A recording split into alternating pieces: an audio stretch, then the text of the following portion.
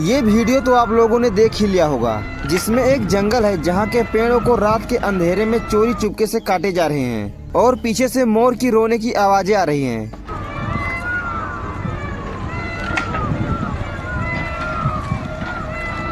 जैसे ये जानवर किसी से मदद की गुहार लगा रहे हो। ये वीडियो तेलंगाना के कांचागाछी वाली जंगल का है, जो कि 400 एकड़ में फैला हुआ है और हैदराबाद यूनिवर्सिटी से सटा हुआ है।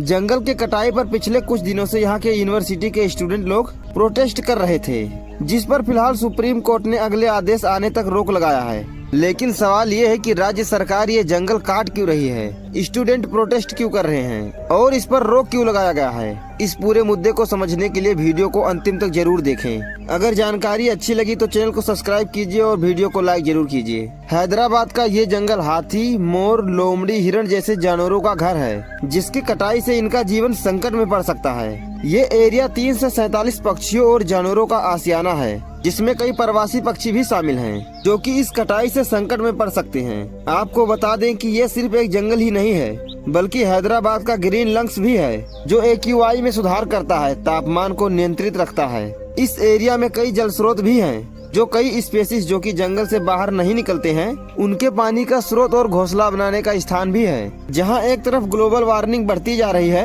वहीं इतने बड़े जंगल को काटा जा रहा है। ये जंगल हैदराबाद यूनिवर्सिटी के बहुत ही करीब है, जो कि एक सरकारी जमीन है, जिसे अब यहाँ की राज्य सरकार IT और इंफ्रास्ट्रक्चर डेवलपमेंट प्रोजेक्ट के लिए इस्तेमाल करना चाहती है। पर सवाल ये है कि ये डेवलपमेंट प्रोजेक्ट और कहीं नहीं हो सकता है, जिसका जवाब ये है कि सरकार इस 400 एकड़ जमीन को IT पार्क के लिए नीलाम कर रही है। यहाँ के CM का मानना है कि इस IT पार्क से 50,000 करोड़ का इन्वेस्टमेंट आएगा और जनता को 5 लाख नौकरियों का अवसर भी मिलेगा। इसीलिए इस जमीन को क्लियर किया जा रहा है। वहीं स्टूडेंट और टीचर जमीन का नीलामी करने के विरोध में पिछले कुछ दिनों से प्रोटेस्ट कर रहे हैं। उनका कहना है कि इस जमीन पर घना जंगल है, जो करोड़ों जानवरों का घर है, जिसके खत्म होने पर न सिर्फ यूनिवर्सिटी बल्कि शहरों के वातावरण पर भी बुरा असर पड़ेगा। बस इसी वजह से स्टूडेंट प्रोटेस्ट कर रहे हैं, जिसके दौरान स्टूडेंट और पुलिस के बीच कई बार झड़प भी हो चुका है। प्रोटेस्ट न रोकने पर पुलिस ने स्टूडेंट पर कई बार लाठीचार्ज भी किया, जिसमें कई बच्चों को बुरी तरीके से पीटा गया तो छात्राओं के कपड़े भी फट गए थे और इतने से मन न भरने पर कई बच्चों को थाने में बंद भी किया गया था। दैनिक भास्कर रिपोर्ट के मुताबिक इस मामले में सुप्रीम कोर्ट ने संज्ञान लिया है और तत्काल जंगल के कटाई पर रोक लगा दिया है, जब तक कि अगला आदेश नहीं आ जाता है। ये तो थी आज की कहानी, पर इस जंगल के जमीनी विवाद का इतिहास बहुत ही पुराना है। ये जमीन पिछले कई सालों से विवाद में ही रह रहा है। ये सिर्फ 400 एकड़ का जंगल ही नहीं, बल्कि इसका इतिहास कुछ और है। साल 2074 में केंद्र सरकार ने हैदराबाद यूनिवर्सिटी के लिए 2300 एकड़ जमीन दिया था। 2003-04 में आंध्र प्रदेश सरकार और यूनिवर्सिटी के बीच में जमीन के अदला बदली से जुड़ा एक समझौता हुआ था। इसके तहत यूनिवर्सिटी को गोपालपल्ली में 397 एकड़ जमीन दिया गया था।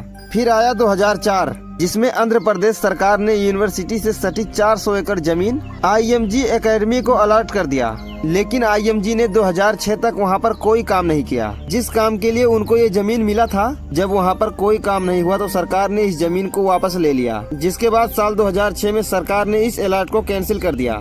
मामला हाई कोर्ट और सुप्रीम कोर्ट तक पहुँचा, लेकिन फैसला सरकार के हित में ही आया। जिसके बाद सरकार ने इस जमीन पर अपना कब्जा ले लिया। 26 जून 2024 को तेलंगाना सरकार ने 400 एकड़ जमीन Telangana state industrial infrastructure corporation यानी कि TGIIC को दे दिया था। मार्च 2025 में TGIIC ने जमीन के मालिकाना हक और एरिया के डेवलपमेंट का खाका शेयर किया है और इस जमीन पर डेवलपमेंट का काम जल्द से जल्द शुरू कर दिया। एक दिन अचानक वहां पर कई बुलडोजर पहुंच गए और जंगल के सारे पेड़ काटने लगे, जिसके बाद यूनिवर्सिटी के स्टूडेंट प्रोटेस्ट पर उतर आए। इसके बाद सोशल मीडिया पर कई वीडियो भी शेयर हुए, जिसकी बात हमने वीडियो में पहले ही किया था। आज तक की रिपोर्ट के मुताबिक सरकार का कहना है कि 19 जुलाई 2024 को एक आधिकारिक सर्वे हुआ था, जिसमें यूनिवर्सिटी और सरकारी कर्मचारी भी मौजूद थे और इसमें यह तय किया गया है कि ये जमीन सरकारी है, जिसमें विश्वविद्यालय की कोई भी हिस्सेदारी नहीं है और न ही ये एरिया वन क्षेत्र में आता है। यानी कि सरकार का कहना है कि ये जंगल इलाका है ही नहीं। लेकिन हैदराबाद यूनिवर्सिटी ने इन दावों को ठुकरा दिया और कहा है कि कोई भी आधिकारिक सर्वे नहीं हुआ है, जिसमें यूनिवर्सिटी का कोई भी अधिकारी मौजूद रहा हो और जिस सर्वे की बात हो रही है वो केवल एक प्रारंभिक निरीक्षण था, से आधिकारिक सर्वे नहीं माना जा सकता है। यूनिवर्सिटी ने कभी भी इस जमीन के सीमाकरण को अपनाया ही नहीं है और न ही सरकार के पास कोई भी ठोस सबूत है कि ये जमीन उनका ही है। अब आगे इस जमीन पर किसका दावा रहता है और किसका खारिज होता है, ये तो सुप्रीम कोर्ट और हाई कोर्ट के आदेश पर निर्धारित किया जाएगा। लेकिन जमीन किसी का भी हो, मगर इन बेजुबान जानवरों का क्या होगा जिनका आशियाना सरकार उजाड़ने पर तुली हुई है? ये सबसे बड़ा सवाल है। अगर सरकार को विकास करना है तो वातावरण को ध्यान में रखकर करना होगा, क्योंकि बीते हुए समय में जिस प्रकार इंसान विकास के दौर में वातावरण को प्रदूषण करते हुए जा रहा है और ग्लोबल वार्मिंग जिस प्रकार बढ़ती हुई जा रही है, इससे ये साफ होता है कि इंसान का दुश्मन कोई और नहीं बल्कि इंसान ही है, जो एक दिन मानव सभ्यता को खत्म करने का कारण बनेगा।